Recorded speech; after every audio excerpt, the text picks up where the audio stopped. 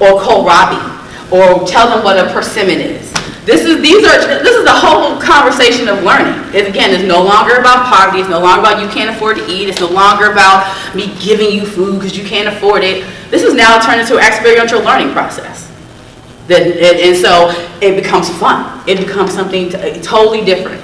And it's a two-way street. And so therefore, the process of the student who works in the pantry gets that, and the person who's also coming to the pantry to shop. It's a very cyclical process, and it works well-rounded. All right, so sustainable, reliable funding. I'm going to say the same thing for the last two bullets on this page. Sustainable, reliable funding and institutional resource priorities. This is dependent on if you're a private or public institution, and it's also dependent on why your institution is starting your pantry. There's also, if they have a private funder in mind, if they have funding in mind. I think these two right here can be a whole session to themselves. We could have a whole conversation alone for another hour about that, just alone. And I found I'm just as excited about that part as I am about the other things, because there are a lot of people and organizations and for-profit entities that are so happy and willing to get involved with this. It's just about knowing how to bring these partnerships together. It really is. So now, oh no, come back, please. All right, wait a minute, okay. All right, so what's necessary for success? More significant private sector business involvement. I wholeheartedly believe that. And larger universe of collaborating participants. I say this because you can't effectively address a problem experienced by 43% of American college students without unsustainable and unreliable charity. It's just not going to happen. Okay? So we have to create programs and create partnerships that are lasting, that have lasting funding, and that have people who are willing to give money to make it happen. It really is just that simple. Okay, and key participants, you see the list down here. It's so many different participants and partnerships that can be put into this, I say, spider web of food nutrition. Students enrolled, college and university administration and leadership, local prepared food retailers, local farm producers, branches of national supermarket retailers, commercial kitchen equipment retailers. You have national philanthropic entities, local constructing businesses, national commercial kitchen equipment manufacturers, whole food distributors. I mean, there's just so many people. And as someone who's been doing it, I'm telling you, they start coming out everywhere, offering refrigerators, offering food, they just want to help. And if you just put yourself in the right position to grow those partnerships and cultivate those partnerships and relationships, it can happen. And it's a lot more sustainable and feasible, I think, than we think it is. Okay? And so, this thing is playing with me all day. I think it likes doing this with me just because after lunch and see if I'm on my toes. It's all right. All right, so what we're going to do now is just show you some pictures and some visuals of what we do at the university so you can see what we've done. This is one of the flyers we use for marketing. Again, totally focused on the fresh food aspect of it, focused on the produce aspect of it. I do want to show you our website in one of our videos. What time is it, guys? What time do we have? How much time do we have? 2:50. Okay. Now a little timer. Let me see that real quick. So I'll tell me some questions. Let's go to the website real quick.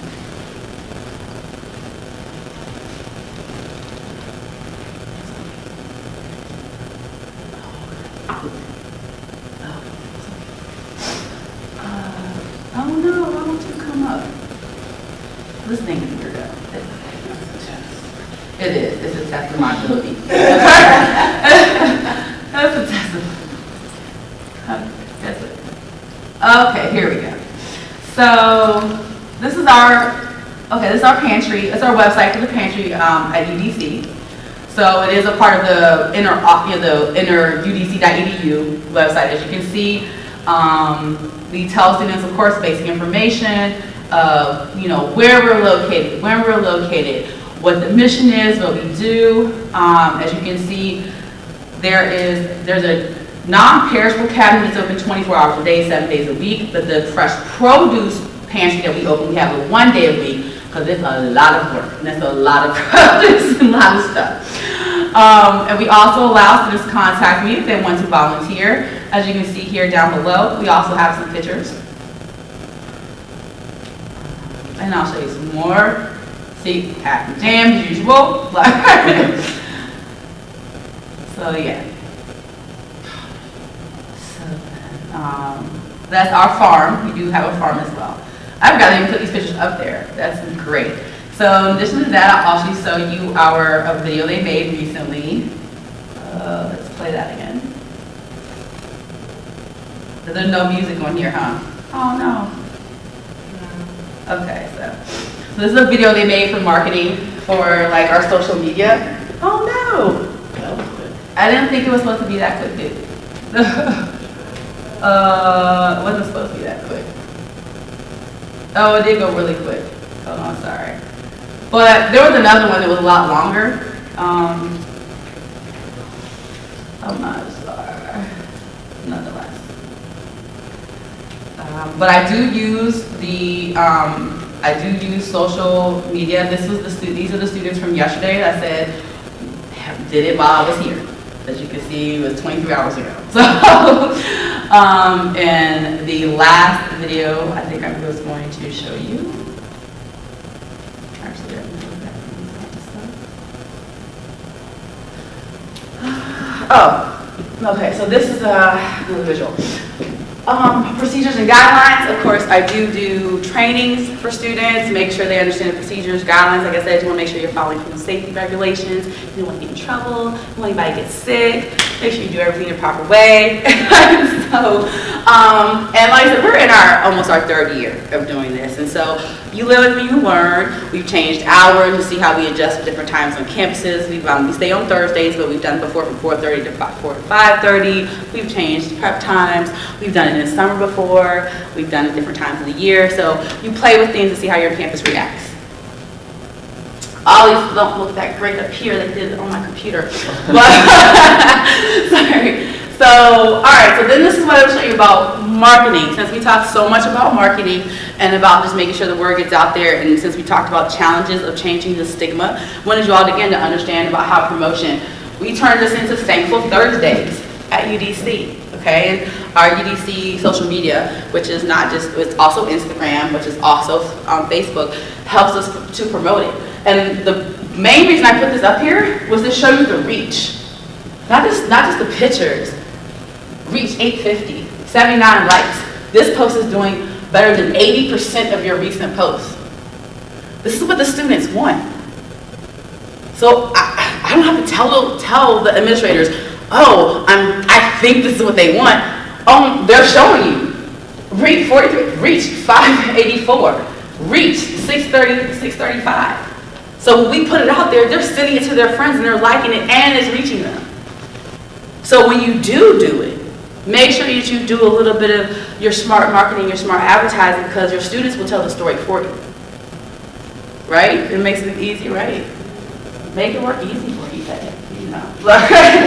And it looks like you're having fun while they do it. All right, so a little bit more pictures. Again, all the produce is what I talked about when you say practicing things down, having food produce, knows the gloves everybody's wearing, make sure we follow rules and we train them properly, line out the door.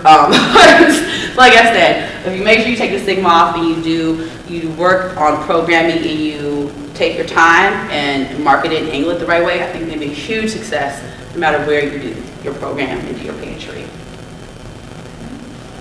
And these are some of our recipes. Recipes are offered from our university. We do have a College of Agriculture, Urban Sustainability, and Environmental Sciences. They do have 2 chefs that are on staff because we do teach nutrition and dietetics. And so Chef Herb, he's awesome. He creates recipes based on the different produce we grow at our farms. We do have 7 food hubs, a rooftop farm, and a 40-acre farm in Maryland. So I do obtain a lot of our produce, of course, from our own farms. He creates recipes to go with the different produce and that we grow. And so we have like kale, sweet potatoes, different peppers. So this is one of the recipes he created. I made this just last week. fabulous, stay, like, so like I said, when you're giving students everything they need, there's not a huge learning curve. It encourages them to want to come back. If you have somebody giving you recipes, it's like going to Whole Foods and they're saying here, or the kit you get, like you buy a little box, like here, make this. This is great. So if you had someone doing that for you, wouldn't you be more encouraged to go make Swiss chard for the first time if it was free and someone gave you a recipe to do it? And so yeah, it worked for us too. So thank you.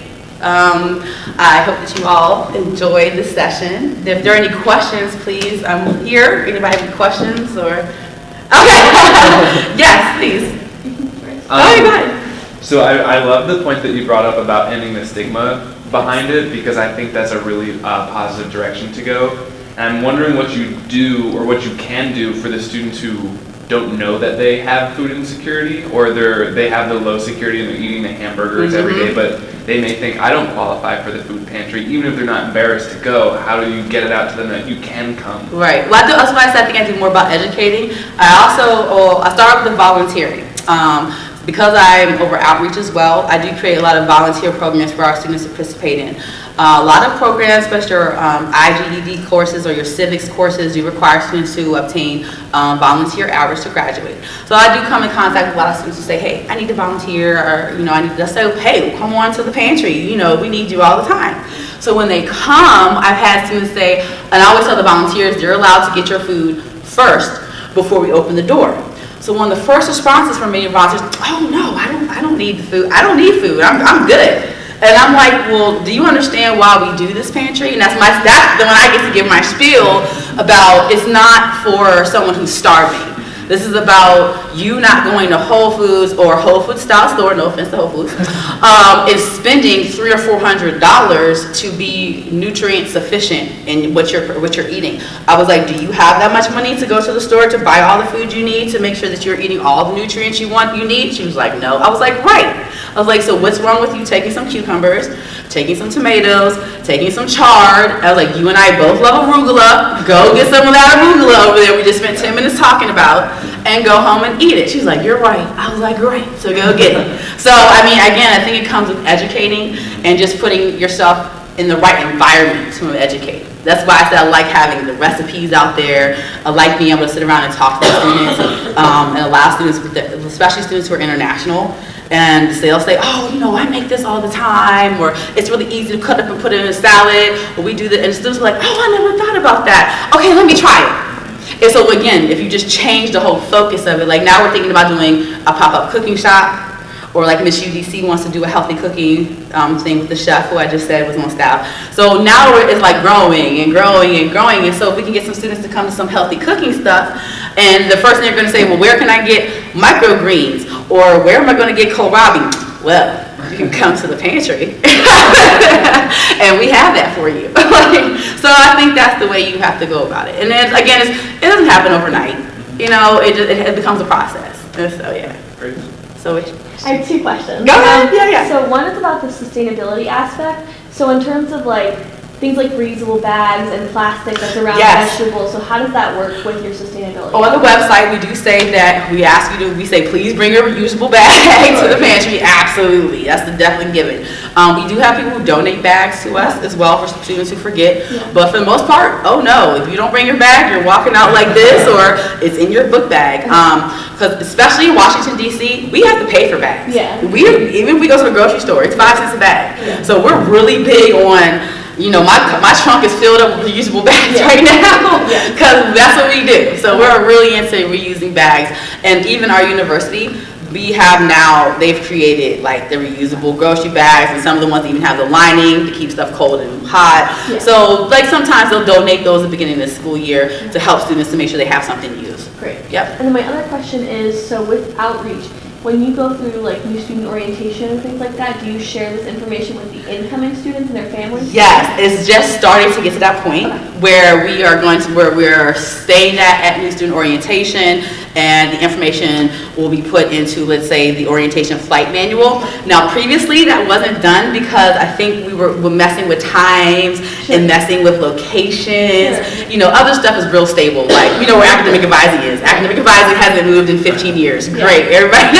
knows where that is or what time it's going to be at. So for us, as we're, again, moving into making this more institutionalized, making it more concrete, we're moving into that. Like, this is the first year we've had the website up. The other years we just did e-flyers, and we had it running on the monitors, and we sent out emails, but we didn't have it on the website. So now we have the monitors, the emails, the website up. So we're moving. Like, so we're going. So yeah. So yes. Do you track who comes to the pantry? Yes, we do. Okay. And in what way do you just, do your ID card? No, I wish. We haven't got to that yet. That's everybody's dream pantry, where you can swipe, or they do a fob card.